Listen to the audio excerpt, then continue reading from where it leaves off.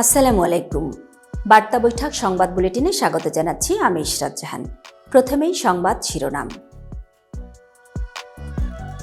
হাসিনার ফ্যাসিবাদী হওয়ার জন্য সবচেয়ে বেশি দায়ী আমলাতন্ত্র, বললেন নুরুল হক।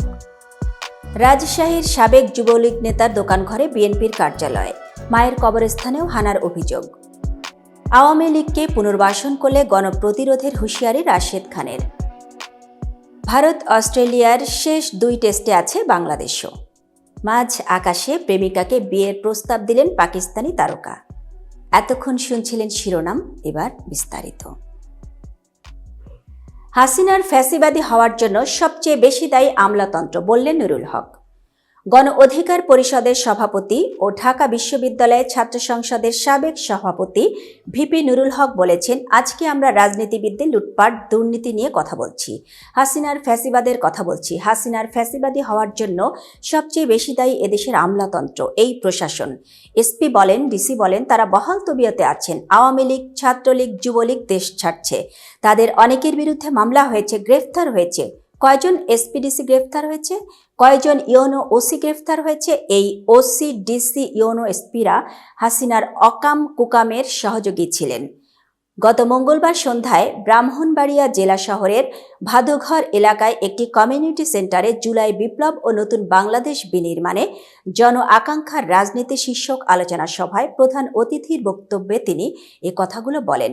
নুরুল হক বলেন, হাসিনার বিচারের পাশাপাশি প্রশাসনের মধ্যেও যারা সরকারি কর্মকর্তা কর্মচারীদের মধ্যে ফ্যাসিবাদের দোষর ছিলেন, ফ্যাসিবাদের সহযোগী ছিলেন, তাদের ন্যূনতম বিচারের মুখোমুখি অবশ্যই করতে হবে। রাজশাহীতে সাবেক যুবলীগ নেতার দোকানঘরে বিএনপির কার্যালয়, মায়ের কবরস্থানেও হানার অভিযোগ। রাজশাহী মহানগর যুবলীগের সাবেক এক নেতা ফেসবুক পোস্টে অভিযোগ করেছেন, তার মায়ের কবরের নামফলক তুলে নেওয়া হয়েছে। এছাড়া তাদের 2টি দোকানঘর দখল করে বিএনপি, যুবদল, স্বেচ্ছাসেবক দল ও ছাত্র দলের কার্যালয় করা হয়েছে বলে অভিযোগ করেছেন। ওই নেতার নাম তৌহিদুল হক ওরফে সুমন। তিনি রাজশাহী মহানগর যুবলীগের সাবেক যুগ্ম সাধারণ সম্পাদক ও সিটি কর্পোরেশনের 19 নম্বর ওয়ার্ডের সাবেক কাউন্সিলর। নগরের শিরোইল কলোনিতে তার বাড়ি। আওয়ামী লীগ নেতা সরকারের পতনের পর তার নামে বেশ কিছু মামলা হয়েছে। তিনি এখন আত্মগোপনে আছেন। তৌহিদুলের বাবা বীর মুক্তিযোদ্ধা রেজাউল হক 19 নম্বর ওয়ার্ড দক্ষিণ আওয়ামী লীগের সভাপতি। শারীরিকভাবে অসুস্থ বলে দলে নিষ্ক্রিয় তিনি। তবে হুমকি পেয়ে তিনিও ঘরছাড়া বলে দাবি ছেলে তৌহিদুলের। আওয়ামী লীগকে পুনর্বাসন করলে গণপ্রতিরোধের হুঁশিয়ারি রাশেদ খানের। যারা আওয়ামী লীগকে পুনর্বাসন করবে তাদের বিরুদ্ধে গণপ্রতিরোধ গড়ে তোলার হুঁশিয়ারি দিয়েছেন গণ অধিকার পরিষদের সাধারণ সম্পাদক রাশেদ খান। সরকারের সব খাতে আওয়ামী সুবিধাভোগীদের পুনর্বাসন করা হয়েছে বলে অভিযোগ করেছেন তিনি।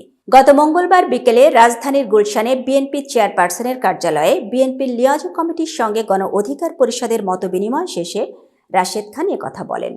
অন্তর্বর্তী সরকারের কর্মকাণ্ডে সংশয় প্রকাশ করে গণ অধিকার পরিষদের সাধারণ সম্পাদক বলেন, সরকার যদি গণহত্যার বিচার করবে তাহলে আওয়ামী লীগের নেতাদের ধরতে অভিযান না চালিয়ে বরং পালিয়ে যেতে কেন সহায়তা করল?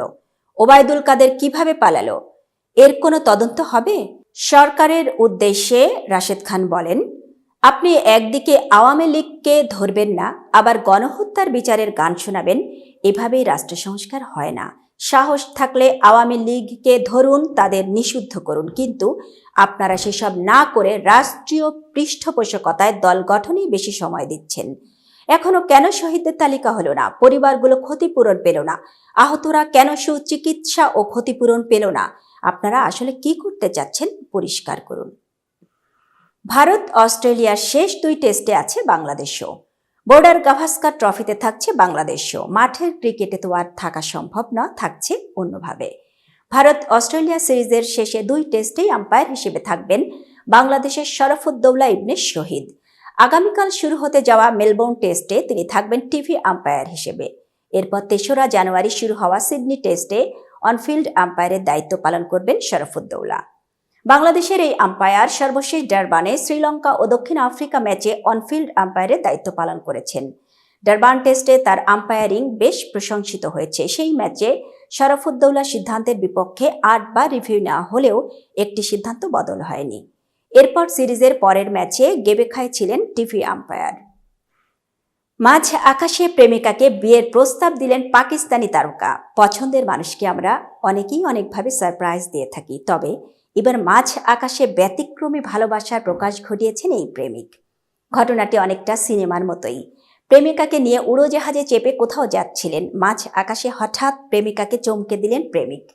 প্রেমিকার প্রতি ভালোবাসার বার্তা ছড়িয়ে হাঁটু গেড়ে বিয়ের প্রস্তাব দিলেন, সঙ্গে একটি আংটি বাড়িয়ে দিলেন। আবেগে আপ্লুত হয়ে পড়লেন প্রেমিকা। এমন চমক হয়তো তার প্রত্যাশার অতীত ছিল। ততক্ষণে বিষয়টি উড়োজাহাজের বাকি যাত্রীদেরও নজর কাড়ে। করতালি দিয়ে এই যুগলকে অভিবাদন জানাতে থাকেন তারা। প্রস্তাব পেয়ে প্রেমিকা কি করলেন? প্রেমিকা যথারীতি হ্যাঁ বলেছেন। এরপর তার অনামিকায় আংটি পরিয়ে দেন প্রেমিক। সেই প্রেমিক আর কেউ নন, পাকিস্তানি তারকা অভিনেতা ওমর আলম। তবে প্রেমিকা সবিজের কেউ নন, তার নাম জানা যায়নি। এতক্ষণ বার্তা বৈঠকের সাথে থাকার জন্য ধন্যবাদ। নতুন নতুন তথ্য সংবাদ পেতে বার্তা বৈঠকের ইউটিউব চ্যানেল ও ফেসবুক পেজের সাথেই থাকুন।